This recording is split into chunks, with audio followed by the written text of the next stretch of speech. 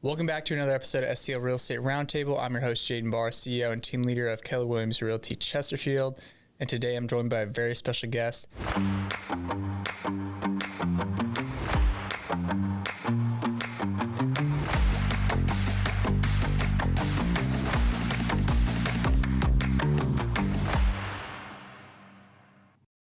Adam Benenati. Adam, thanks for joining. Yeah, of course. Thanks for having me. Yeah, let's have some fun, man. So I start off pretty much every episode the same way, which is what got you started in a career in real estate?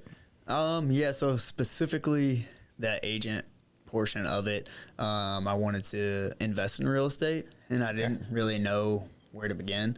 So I actually just got my license and just kind of started that way. And then I ended up buying a duplex down in South City. And in the middle of doing that, I started to get more busy with real estate sales. And then I realized, it takes a good amount of capital to invest in real estate, regardless of where you get it. And, selling was helping me do that because I was renovating it, and I was working on it, and then I would run and go do a showing, all that. This was a few months before my first daughter was born. And just kind of set off from there. I was just started posting some things to social media and getting traction and getting more and more clients. And the sales side of it was, starting to take off. So I just kind of leaned into it. And that's kind of how I started, was really because I wanted to be an investor first. And then, just started doing the sales to help with that. And I was like, oh, this is working. I really like it. And that's kind of how I got started. That was back awesome. I got my license in 2018. Had my first client then, and kind of took a little bit of a break, and then I got picked back up heavily in 21. Okay, so it took a couple year kind of break. Okay, yeah. What'd you do before real estate? So I am a firefighter paramedic. Okay. And I've been doing that for 12 years now, and I still do that. So I have two jobs, right? So I have the real estate, and then as well as the fire department. Awesome. So, and then as a real estate agent, you're also a therapist, a counselor, a financial advisor, all the things. Yeah, right? all that stuff that you don't realize getting into it. I was actually just talking to a lady who's in real estate, and she was I asked her what makes people succeed in this business versus those who don't. She's been in it for 4 years, and basically it's the work, people not wanting to put in the work, and they don't realize what it's actually like. And it's not like HGTV. And, when you get clients and you're talking to both of them, and it's a very emotional. Residential is very emotional, whereas commercial is more about the numbers, right? Do the numbers work? Does this work as an investment? Does the math? Yeah, exactly. Whereas residential is, people get very emotional, excited, and it's different for sure. But it's it's fun. Yeah. On you mentioned HGTV. I think it's always funny that the agent has they're we're gonna see 3 properties today, and they see 3 properties, and then it's they make the offer on one, and that's the house that they get. It's that is not how it works. Usually it's 30 properties, for and sure. Then we'll write 5 offers. Yep. And you're also competing with other people. It's it's out. Yeah.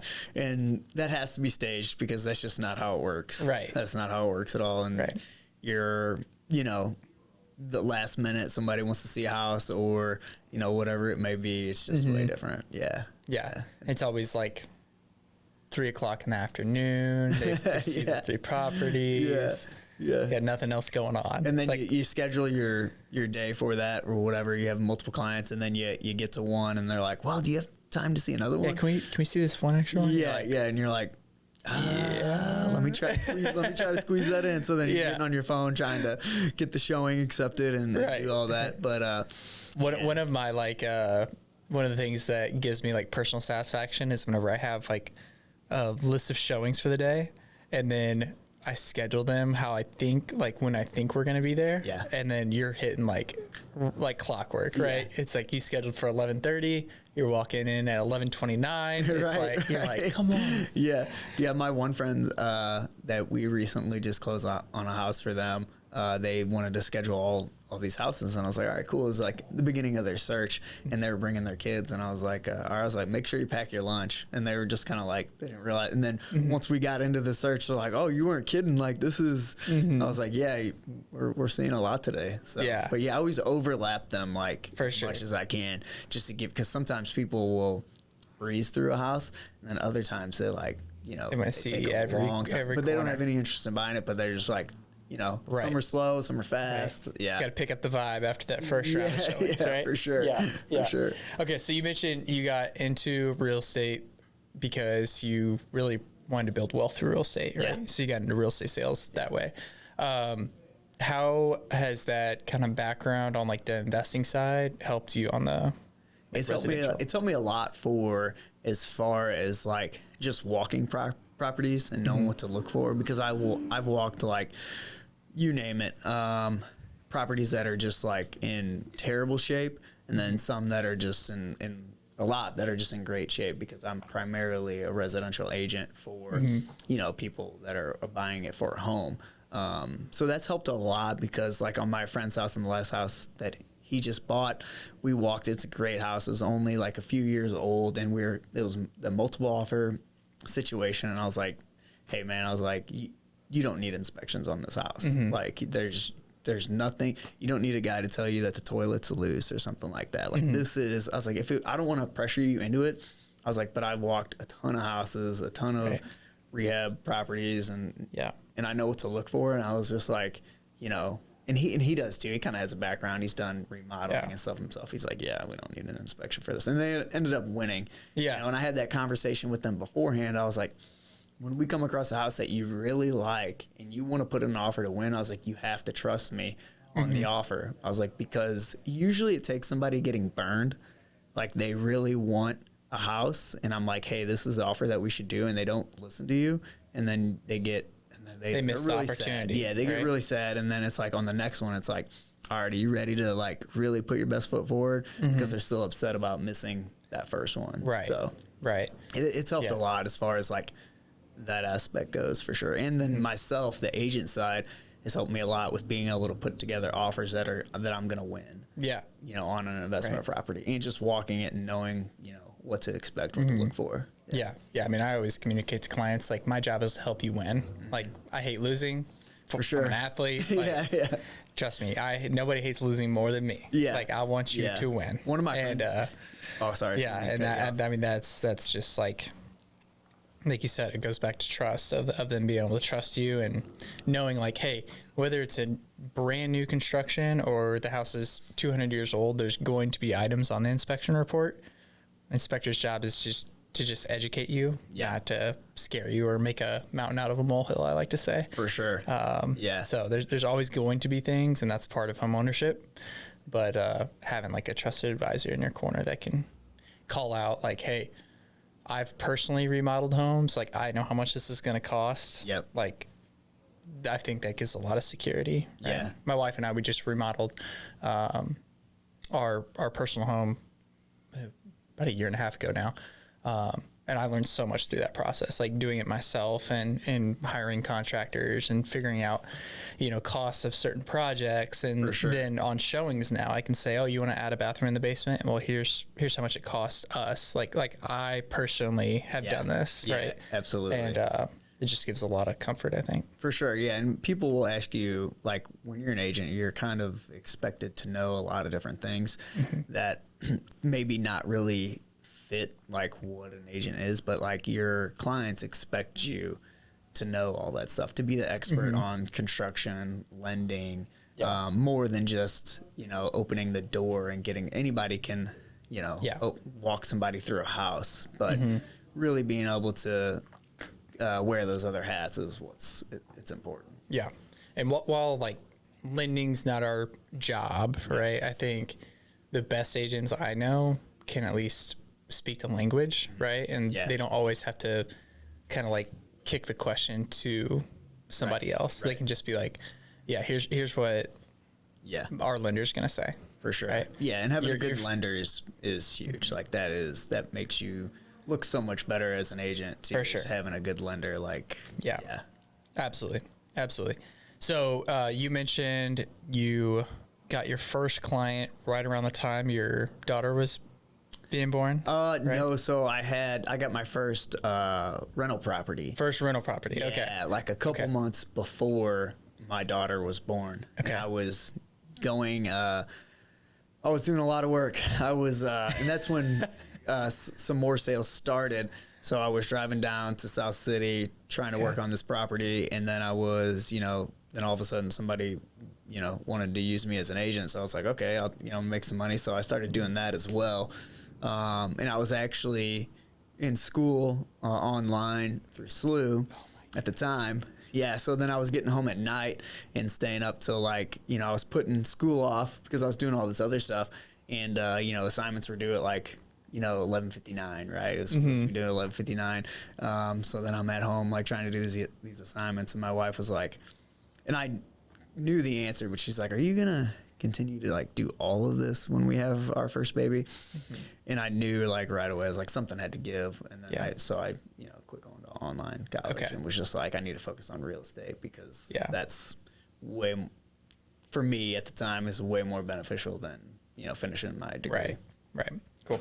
So 3 kids now? Yeah. Right. How do you balance real estate and all that entails with, being a dad? Yeah, it is.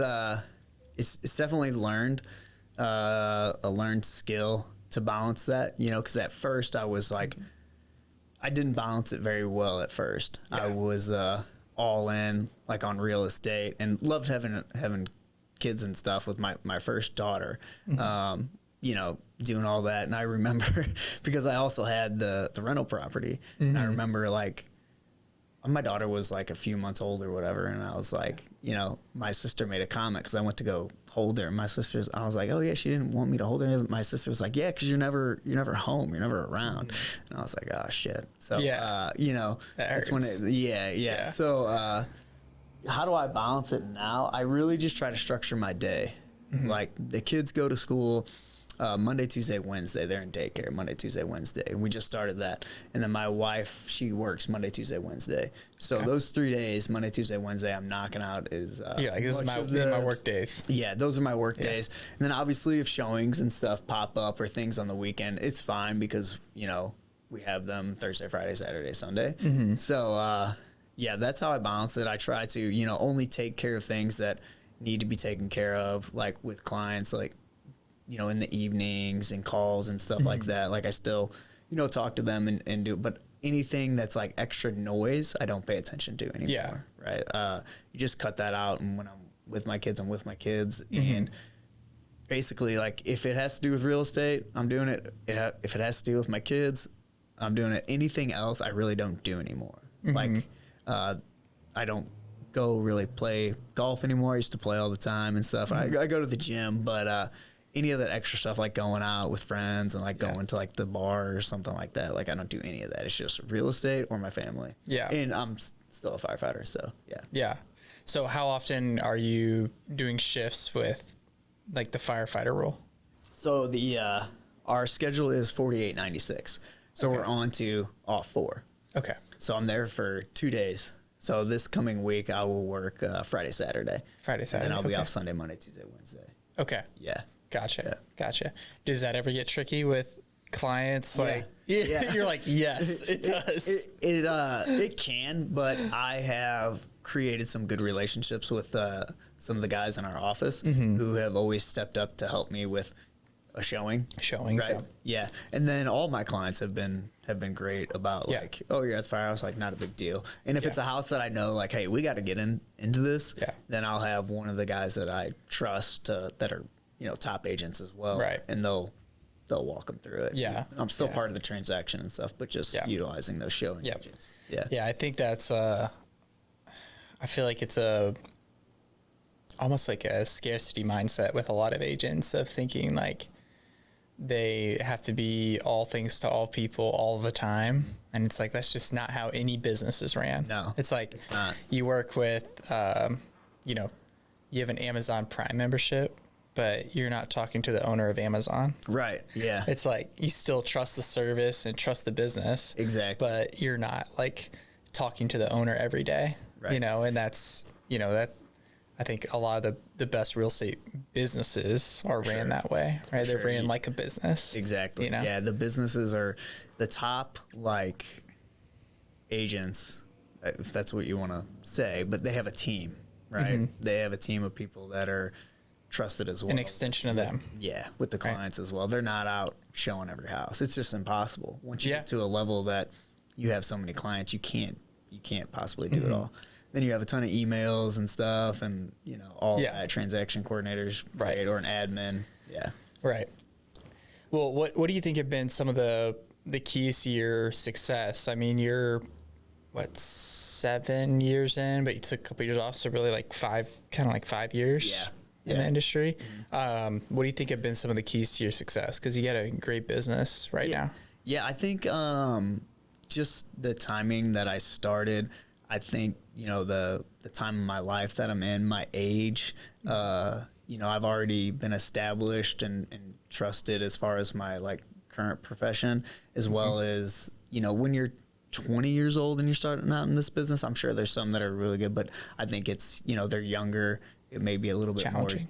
Challenging to have a 60-year-old use you as, you know, to help them buy a house, right? But when you're in that, I feel like because of my age, like the middle age, you know, right now I'm 36, and I was, you know, like 30 when I started, and I think that helped a lot.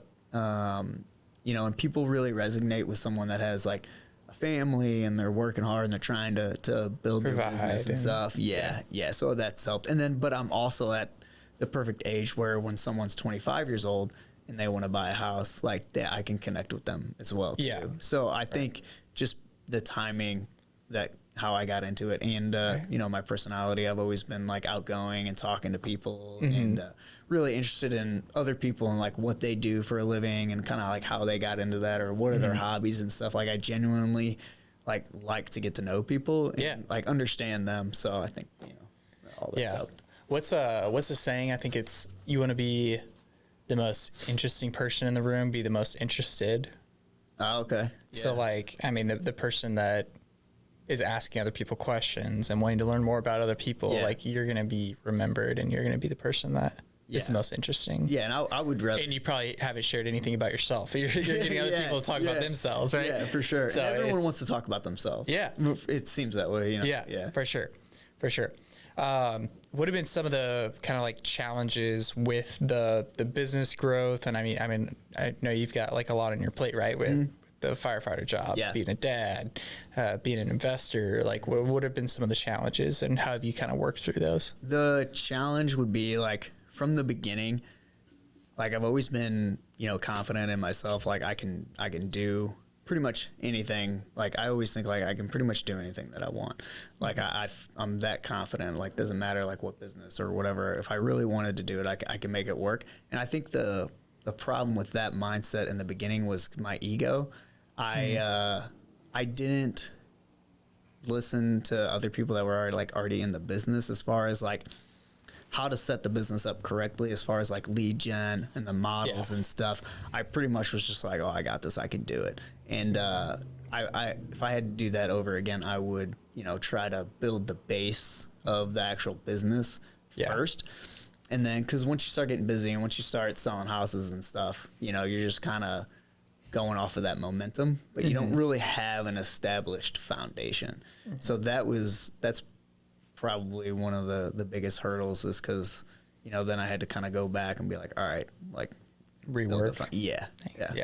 Kind of like take the time to do it right the first time. Right. Then measure like, twice, cut once. Right. Yeah, exactly. Because then I'm calling like some of my buddies, like Matt, we talked about Matt Kmeyer. I'm calling him, asking him questions and stuff, which he was always great, you know, helping me out. But that's what I would probably do. Yeah. Looking at kind of like the business that you've got, like what are you most proud of? Most proud of, honestly, just being able to help as many people as I have. Like, you know, when you first start out, you want business so bad. Like you're just like, man, you really just want that first deal. And then it starts flowing and starts going more and more and more. And, you know, cause it's hard. Real estate's hard. Real estate sales is a tough business to be in. and to be able to be, considered one of the top, if that's what you want to call it, like top 20 or whatever in the office. Yeah, I think I'm pretty proud of that, and like just my ability to do, the investing, the fire, and sales at a, when someone comes up to you and says like, how are you able to do it at such a high, do both at such a high level? Like, again, I said, like, I'm just confident. I feel like I can do, not to sound like arrogant or whatever, but yeah. That's awesome. How about you? What are you most proud of?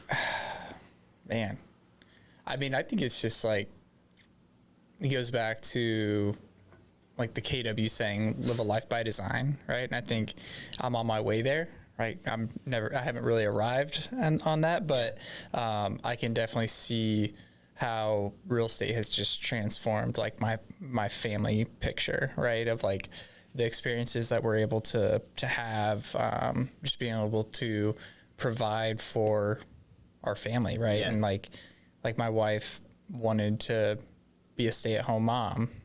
She didn't realize that, until we had our daughter, and then it was kind of weighing on her that she was dropping her off at daycare and she was going to a job that she didn't care about, right?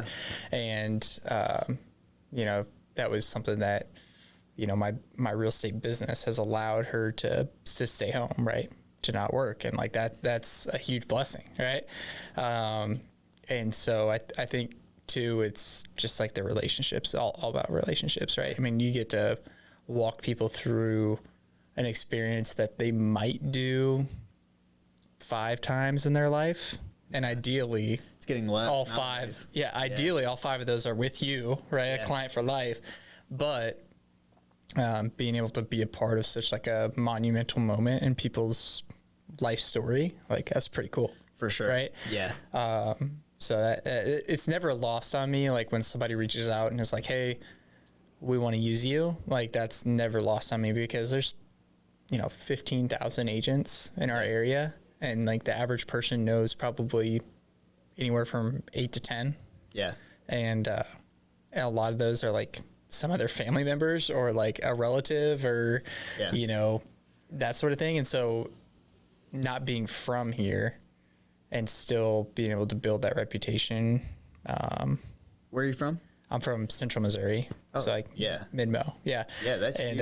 Yeah. So that's something I'm really proud of, is just being able to build a business, I guess as quickly as I have. It doesn't feel quick, but to be in a position where it's like, kind of getting that reputation. What's been like the hardest part for you in real estate? Like what are some? I think, you talk about ego. Like I think that's a huge thing for a lot of agents, but I mean, myself included, right? I'd put myself in that camp of like wanting to do everything myself and realizing that like my area of genius or my specialty, like that might be like 10% of the job, right? And I want to try to be in that 10% as much and as often as I can. And so anything else I should be giving to somebody that's more skilled in that area so they can stay in their area of genius, right? I shouldn't be doing everything just because I'm not good at everything. So it doesn't make sense. But being an entrepreneur, sometimes you wear that cape of like, I want to do it all myself, my way, and you got to get over yourself. For sure. Because you're not that special. Yeah, absolutely. Right. Totally get it. Yeah. Okay, so what's kind of the vision for your business? Kind of like what's going to take it to the next level? What are, if you have any goals for this year or, any kind of benchmarks that you've set? Yeah, the goal for the business is, obviously, keep it going and continue to help as many people as I can. Because like you said, it does provide, it's rewarding and it provides a lifestyle that, I otherwise wouldn't have. So, yeah, I mean, I'm going to continue to work on the foundation and building, and then as well as, trying to hire out a little bit more of different things to do, because I'm not the guy that wants to go through emails and stuff like that. I'm a lot better at like the personal side of it. So bringing on possibly bringing on somebody for that. Utilizing, other agents for showings and stuff. That's kind of where I'm headed right now. Yeah. Awesome. What's been, I ask this to every guest just because I think there's so many good books out there and podcasts that I haven't read yet. And okay, question. Do you think audiobook counts as reading? I mean, technically, no. Okay. If you technically break it down, but yeah, technically no, because you're not reading, you're listening. But I do the audiobooks a lot. Okay. Because it's just easier in the car, in the sauna, like whatever it may be. I used to read all the time. I read here and there now. Like I just broke out the MREA again. There you go. My wife actually made a comment the other day. She's like, "Have you memorized that yet?" But I love listening. Yeah. Okay. So my wife, she gets frustrated when I say I just finished a book, and she's like, "Did you listen to it on audiobook?" I'm like, "Yeah." She's like, "That doesn't count." I'm like, "Yes, it does. It does." Yeah. The avid readers like to poke at people that just listen to books. Like, oh, you're not really reading. Right. Yeah. At like 2x speed too. Right. So it's like, you're like, I picked up a nugget here or there from that. But anyway, back to my question. So, what's been the most impactful book or podcast that you've read? It could be sales related, real estate related, or just like personal development. Yeah, so I actually have two. Now that I think about it, I got two. The first one would be Rich Dad Poor Dad. Okay. That one's great, and that's like every investor. Did you read that before getting into real estate investing? Okay. Yeah, cool. I listened to that one a few times. I try to redo it every year. Yeah. But that's a great one. And then the other one that I really like is The One Thing. Oh, yeah, that's good. The One Thing's great, especially once you start getting busy and, you really got to pick, like, what's the one thing today that I absolutely have to get done that's going to move the needle. Forward. Yeah. That's great. There was a... How about you? There was a keynote speaker. Yeah, I mean, I've got several, but there was a keynote speaker. He said there's a difference between efficient and effective days. So your day is either efficient or it's effective. And at the beginning of the day, you should pick which one you're going to have, right? So like an efficient day would be, hey, I've got a laundry list of things on my success list, right, of small items that I'm knocking out. And then there's effective days, which is like, okay, I've got these 3 big projects or 3 big ideas, and I want to move the ball forward in one of those, right? So it's like, and that helped me a lot, because I think I'm the type of person, like, I want to be productive and just a machine, right? And just knock a bunch of things out. But that you look up and you're like, did I even do anything today? Yeah. Right. Whereas like if you got some bigger things on your plate, it's like, okay, well, you could work on that all day and feel like you kind of got nothing done. But at the end of the day, like that's actually like your one thing, right? That's going to propel the business forward. Right. Sure, so effective versus efficient days. And that's kind of helped reframe my thinking on that. Nice. My number one book recommendation is called The Ruthless Elimination of Hurry. Oh, never heard of that. Yeah. So it's great book. It just talks about kind of how like we as a society are just constantly on the go, and like, I mean, entrepreneurs are probably the worst, right? Just like always, moving on to the next thing and being in a hurry and a rush, and like we wonder why we're anxious and that sort of thing. So it just kind of gives some practical steps on how to slow things down on purpose. And that's funny you say that. Yesterday I just did that because I had a list of things I needed to get done, and I used the task app on my phone. And it's like all these things I have to get done, right? It's like the stuff around the house, and then it's like I got to run to the grocery store, get dinner ready, and then it was like, all right, the real estate stuff that I got to knock out, and then it was like, okay, I got to pick up the girls at 4:00, and then we're gonna eat some food and go to gymnastics till like 7:00 at night.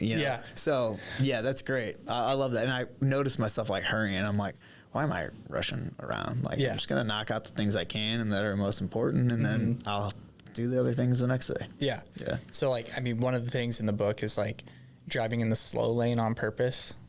Oh, that'd be hard for me. Right? Yeah. Right. Driving the speed limit. Yeah. Like we're always 10 over. Yeah. Like, oh, we're fine. We're 10 over. Yeah. Yeah. So that's basically the speed limit. Yeah. Over. Right. Yeah. Right. So that's an awesome book. I feel like I could read that like once a year at least. What's it called again? The Ruthless Elimination of Hurry. Okay. Yep.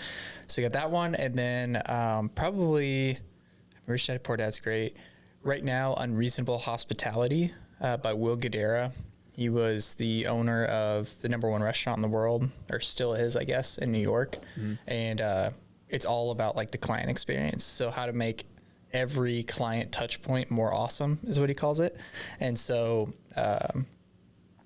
from like the time they make a reservation to the time they walk in the door to getting their table, ordering, to paying the bill, all those things of like, how do we make every single touch point throughout the client experience even better? Yeah. And that's, I mean, we're always trying to level that up in our real estate business. And so it's been a good kind of thought process of, okay, what are all the different areas that we could kind of enhance this experience along the way? I got to ask you a question. Have you experienced, now being an agent, it's difficult, right? It's a difficult job.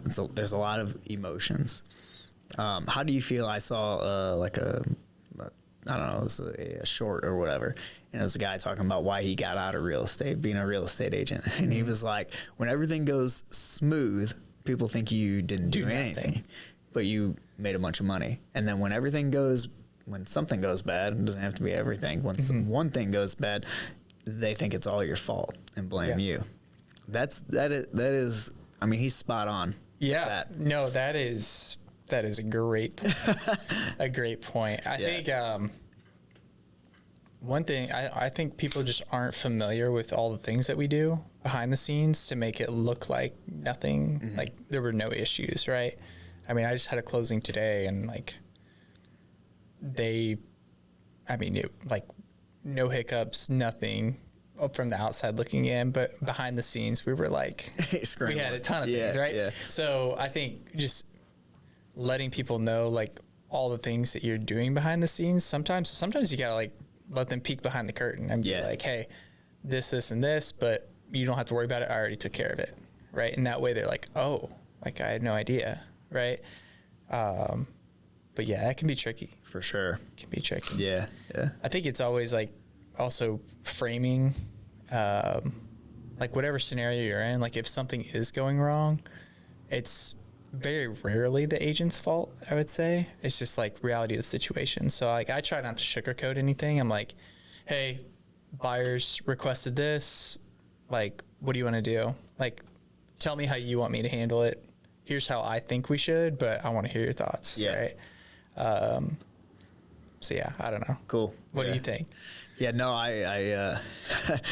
it's spot on. Like that is how it goes. And that's, I think for me, that's tough because, you are putting in so much work. Yeah. And then you just kind of get the, like, oh, well, you just made a bunch of money, but you didn't even do anything. And you're like, there's a lot that went on that, that people don't see, like you said, and just letting them, peek behind the curtain, like you said, is good. I mean, I'll say this, like there's thousands of agents and the barrier to entry in this industry is very, very low. Yeah. So like, I think a lot of times that perception comes because they had a bad experience with a different agent. Yeah.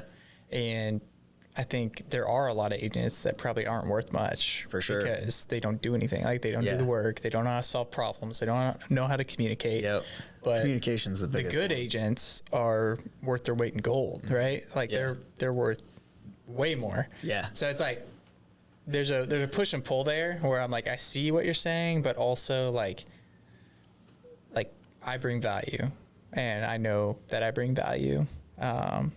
Like what other industry? Like we're the most, I saw a reel, Ricky Caruth, he's a great follow on Instagram, but he was talking about how real estate agents are the most underpaid industry in the world. And like everyone out there is arguing how we're overpaid. And he's like, what other industry do you get guaranteed $0? Like and you have fees and splits and all these other things that come along with it. And then you show someone 40 properties and then they decide to use a relative and cut you out. Yeah. Or they decide just to stop looking and they never buy. And after you spent hours and hours and hours with them. Yep. What other industry are you forced to wear 30 different hats? That happens a lot too. Right? You know? Yeah. It's like a lawyer charges per hour. We do this for free. Yeah. Right? Yeah, my buddy's house I sold last year. We'd been working together and talking for like a couple of years at least, and like every text message, like tons of text messages and phone calls of you know, real estate related, like and it was like it was a ton. And we used to joke about it or whatever together. Like he's like, I know I'm asking you so much, you know, for like 2 years, but it's just part of it. Yeah.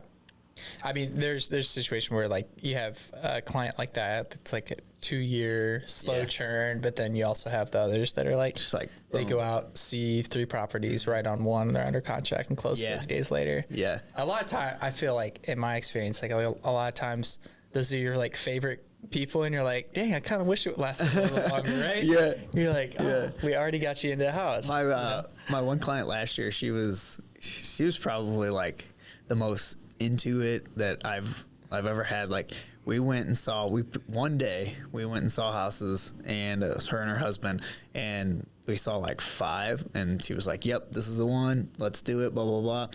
But anyways, like throughout the process, she would ask me a question about the contract, but then she would have a screenshot of the contract and highlight it. She's a teacher, and then highlighted her own answer in it. Like, you know, she'd ask me a question and be like, here in the contract, and she'd highlight it and be like, yep, you know, you're right. Like, and it happened a few times. Like, she was great. It was awesome. That's awesome.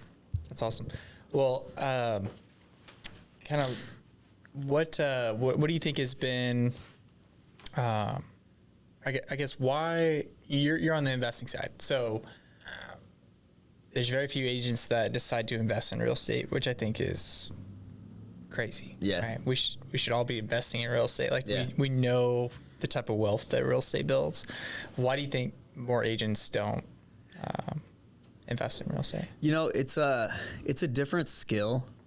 And, you know, even though you're an agent, you may not be the best investor. You have to be able to stomach a lot with investing. You know, it's good to do. It's not a guarantee. You have to know what you're doing. You really have to research it and understand like what you want out of it and what it's going to get you. You have to, it's just different, and it's not for everyone. Like you have to be able to, you know, understand what's going to come with it, you know, the phone calls, if you're going to manage it yourself and stuff, and the risk of it. And I think, you know, on the agent side, you can do it, you can get into the business for a very low barrier to entry, including, you know, capital. But on the investing side, like, I understand there's books like no and low money down and stuff like that, use other people's money and all this stuff, but it takes money, and you have to, you know, that's hard. Like the risks to do that and to have the guts to do it is tough. You know, like my first property that I bought, like, was probably when I had the least amount of money.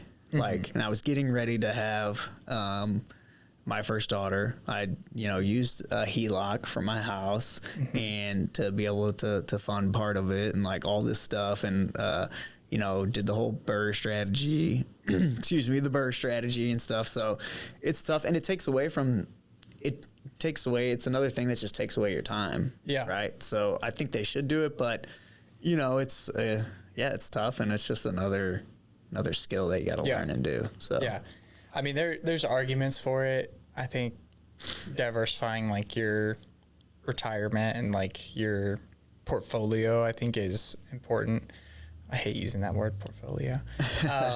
But I think you should have different buckets of investments, right? For sure. And but at the same time, it's like, well, you got to know your purpose with real estate investing. Like, there's a million different strategies, and it's like, what are you really looking to get out of it? Yeah. Because like, if you just want an investment property to have an investment property to say you're cash flowing, Right. well, it's like, okay, It's not $100 a month. That's Yeah. not really doing much for you. Like Yeah. you could easily go out and lead generate for 2 hours and find a deal that pays you what that whole rental property is going to cash flow for you in Yeah. a year. Yeah. So it's like, keep your main thing, the one thing, right? If you're looking for just like money, but if you're looking Yeah. for like, tax savings or For sure. It depends on a long-term investment. It's Yeah. like, okay, well, like then that's a whole different conversation. Exactly. And it depends on where you're at in life. Yeah. If you're 20 years old and you want to be a real estate investor, and you don't have much money, go for it. That's the time where you can, if you don't have any kids and stuff, that's the time where you can scrounge and build a portfolio. It's possible. People do it. But real estate investors always joke that they're always poor, because you're building to eventually get, and it takes, it can take you 5 to 10 years to really get to where you're seeing the fruits of, all of that. But then if you're, if you have kids and stuff and you're in your 30s, my advice to somebody in that, stage of life, build a business that's going to make you a lot of money that you can then invest in real estate. That will fund your investments. Yeah, that will fund your lifestyle and your investments. And then you have people that are in the other category where they have so much cash, they just want to put it into something, stable. Yeah. And so then they're just buying properties cash, which I think is, that's great too. I just had a client buy a house over here in Baldwin, all cash, because he has, the funds to be able to do it, and it's it was $350,000. That wasn't that big of a deal to him, right? So I think it just depends, on where you're at. But my advice, for sure, build a business that's bringing in cash and then invest. That way, especially if you have family and stuff, that way if something happens, you can weather the storm a little bit better. Yeah. And then have multiple exit strategies for everything that you buy. For sure. Right? Yeah, try to. Yeah. Have a way out. Yeah. Yeah. Yeah. Cool. Well, man, this has been a pleasure. Any final thoughts, anything, any advice to an agent that might be watching this that's maybe struggling to get that momentum that you're seeing right now? I think, get around, and including myself included, I needed to do this more, but get around people that are succeeding, like yourself, see what they're doing and try to implement those things. Post to social media. Don't care what people think, what your friends or family is going to think about the things that you post. Don't care at all. They're not the ones paying your bills. So do that, because that's hard to do, right? Not everybody wants to get in front. It's hard to get in front of the camera and do that stuff, but that helped me in the beginning. So yeah, do that and find people that are already doing it and learn from them. Don't, have the ego where you're well, I can do it, and just try to do everything yourself. Take right now, if my plan is, when I get into commercial, I'm not just going to jump in by myself. I'm going to bring on someone that has done a lot of commercial and give them however much they want of it, that to just teach me, the way they go about it, 'cause it's a lot different than residential. So I mean, and I don't know if you're faithful or not, but God is, the only reason I've been able to do all this. The amount of stress and stuff that you get from owning a business and having a family and stuff, the strength that I've gotten from him is the reason why I'm able to do it. And I didn't recognize it until, recently. So and that's a great way to wrap it up here. I mean, that's my core identity, right? And that's the reason I do everything that I do, right? I think the parable of the talents, right? God's entrusted me with certain skills and talents, and my job is to use those to glorify him in everything that I do, right? Whether that's business or dad or being a husband or a friend or, coworker or anything like that, right? So I think that's awesome, man. Yeah.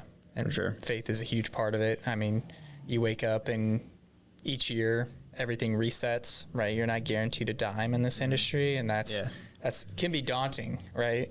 But knowing who's in your corner, who's by your side through it all, right? The highs, the lows, the emotional roller coaster, and knowing for sure. You're not defined by how many houses you sell or how much money you make. And at the end of the day, it doesn't matter. Yeah. Like it really doesn't. Like the only thing that matters is your health, your family's health, like in being there and being with them. It doesn't, I know people or met people that have it all is what you would think, right? A bunch of money and stuff like that. But, once you kind of at my age with my family and stuff, I feel like I got a bill. Hit the lottery. Yeah. I'm the luckiest man alive. Yeah. So that's what matters. That's awesome, man. All right, Adam. Well, thank you so much for taking the time to be here. Thanks, man. I appreciate it. Yeah. Let's go play some golf soon.